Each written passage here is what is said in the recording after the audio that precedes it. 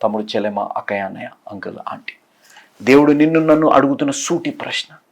దేవుడు సన్నిధిలోకి వస్తున్నాం, తగ్గింపు కలిగి ఉన్నామా? లేకపోతే ఆ తగ్గింపు స్వభావం మన జీవితాల్లో దేవుడు పరిస్థితులను కలిగించి తగ్గింపు తేవాలని మీరు కోరుకుంటున్నారు. ఆ పరిస్థితి రాకమునిపే మనల్ని మనం తగ్గించుకుందాం. దేవుడు తగ్గించుకున్న వారిని హెచ్చించే దేవుడు. ఎన్నో మార్లు మనం చదివాం, గర్విష్ఠులు ఇలా అవుతుంది, గర్విష్ఠులకు అలా అవుతుంది అనేది ఎన్నో మార్లు విన్నాం. బబులోను తన జీవితంలో తన క్రియల్ని చూసుకోలేదు. నాకేమవుతుంది అనే ఆలోచనలో ఒక దేశమంతా ఉంది. కానీ దేవుడు తగ్గింపు తీసుకొని వచ్చి హీ హంబుల్. ఎంత భయంకరంగా వారి జీవితంలో తగ్గింపు తెచ్చారంటే ధూళితో సమానంగా వారిని దేవుడు చేశారు. ధూళితో ఎవరుంటారు అనగా పేదరికంలో ఉన్నవారు, వారి జీవితాలు అన్ని కోల్పోయిన వారు ధూళితో సమానంగా బ్రతుకులు వారి జీవితాలు. అంత భయంకరమైన పరిస్థితుల్లో బబులోను దేశాన్ని దేవుడు తీసుకుని వచ్చారు. ఈరోజు నా జీవితాల్లో ఆ తగ్గింపు మనం కలిగి ఉన్నామా? లేకపోతే జీవిత పరిస్థితులను బట్టి, కష్టాలు, శ్రమలను బట్టి దేవుడు ఆ తగ్గింపు తేవాలని మీరు కోరుకుంటున్నారు. కానీ దేవుడు కోరుకునేది మనం దేవుడి సన్నిధికి వచ్చినప్పుడు తగ్గింపుతో మనం జీవిస్తాం. వేషధారణ జీవితాన్ని మనం జీవించకూడదు. మనం క్రైస్తవులుగా పిలబడుతున్నాం, మంచివారుగా మనం లోకానికి కనపడుతున్నాం. ఈ దృశ్యంలో వలె స్త్రీ అయినా పురుషులైనా ఈ దృశ్యంలో ఉన్నట్టు మనం లోకానికి ఒక సైడ్ మంచిగా, ఇంకొక సైడ్ మనం సాతానుడి వలె మనం జీవిస్తున్నాం మేము. కానీ దేవుడు సమస్తాన్ని గ్రహించి దేవుడు. అందుకే దేవుడు అంటున్న మాట, మీరు నా బిడ్డలుగా మీరు పిలువబడుతున్నారు, కానీ నీతిని అనుసరించేవారుగా మీరు జీవిస్తున్నారు. కాబట్టి రక్షణ అనేది ఇట్స్ ఎవ్రీడే ఎవల్యూషన్. ఎవ్రీడే మనం ప్రతిరోజు మన జీవితాన్ని ఆత్మీయంగా బలపరచాలి. ప్రతిరోజు మన జీవితంలో ఒక క్రమశిక్షణ, ప్రతిరోజు మన ఆలోచన విధానం రోజు రోజుకి పరిశుద్ధ మార్గంలో నడిచే విధంగా ఉండాలి. ఆ దేవుడు ఆ విధంగా నీ జీవితాన్ని మార్చాలని ఆశ కలిగి ఉన్నారు. నీ జీవితాన్ని ఆ విధంగా మార్చాలి. నీ జీవితాన్ని ఒక్కసారి నీలో ఉన్న వేషధారణ తొలగించుకోవాలి అనంటే ఒకే మార్గం, అది క్రీస్తు అనుచరులుగా జీవించడం, దేవుని వాక్యానికి విధేయుడుగా. The only cure for hypocrisy is obedience to the word of God.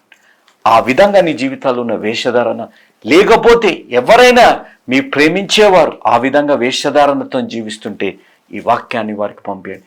దేవుని వాక్యానికి విధేయులుగా జీవించకపోతే నటించే వారంగా మనం జీవిస్తుంటాం. ఈ వీడియోలో ఈ వైల్డ్ యానిమల్ మీరు గమనిస్తే రెండు ఒకే జాతికి చెందినవై, రెండు ఒకే దగ్గర ఉన్నాయి, రెండు ఒకటేలాగా చూస్తూ కనపడుతున్నాయి. కానీ చూడండి ఏ విధంగా నూకి పారేసిందో.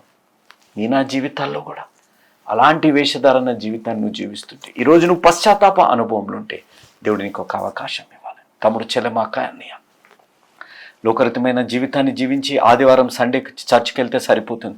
లోకరితమైన జీవితాన్ని సంబంధాలు పెట్టుకుంటే ఆదివారం దేవుడిని క్షమాపణ అడిగితే సరిపోతుంది. నేను వ్యసనాలు అల్లి చేసి ఆదివారం వచ్చి దేవుడిని క్షమాపణ అడిగితే సరిపోతుంది. నేను అక్రమ సంబంధాలు పెట్టుకొని దేవుడి దగ్గరకు వచ్చి నేను సంజాయిషి ఇచ్చి నన్ను నేను జస్టిఫై చేసుకుంటే సరిపోతుంది అనే అపోహలు ఉన్నవి. కానీ దేవుడికి తెలుసు, నీ సొంత వారికి నీ గురించి తెలియకపోవచ్చు, నువ్వు కట్టుకున్న భార్యకో భర్తకో నీ గురించి తెలియకపోవచ్చు, నీ కన్నని తల్లిదండ్రులకి నీ గురించి తెలియకపోవచ్చు.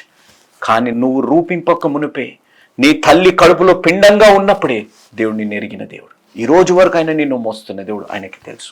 కాబట్టి ఒక్కసారి నీలో ఏదైనా వేషధారణ ఉందేమో, నీలో ఇంకా తగ్గింపు లేని స్వభావం నీలో ఉందేమో, ఒక్కసారి నువ్వు పరీక్షించుకొని గమనించి అవి తొలగించుకోగలిగితే దేవుడు నేను హెచ్చించాలని ఆశ కలిగి ఉన్నారు. నీ జీవితంలో ఎలాంటి నటన కలిగిన జీవితం, నటన కలిగిన సంబంధాలలో ఉంటే అవి నుంచి బయటకు తెచ్చి నీతి మంతుడుగా తీర్చిదిద్దాలని ఆశ. ఇదే అనుకూల సమయం, ఇదే రక్షణ.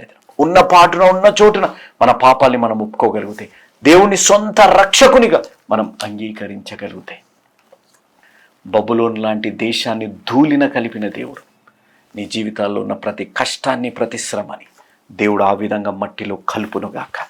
ధూళి వలె నీ జీవితాల నుంచి అవన్నీ తొలగించునుగాక. నీ జీవితాల్లో దేవుడు ఏ విధంగా బబులోను నుంచి ఇశ్రాయేలు దేశస్తులని బయటకు తీసుకొచ్చి ఒక అవకాశం ఇచ్చారు. ఈరోజు నీ జీవితాల్లో నీ వేషధారణ, నీ పాపము, నీ వ్యసనాలు, నీ అక్రమ సంబంధాలు, నీ జీవితంలో ఉన్న ప్రతి శ్రమల నుంచి దేవుడు ఆ విధంగా నిన్ను బయటకి తేవాలని ఆశ కలిగి ఉన్నాను. ఆ కార్యం జరగాలంటే ఈరోజే ఒక నిజమైన యేసు అనుచరుడుగా మారాలి. ఎందుకనగా యేసు మార్చేది జీవితాలు, మతాలు కాదు అనేది మీరెవ్వరు మరవకండి.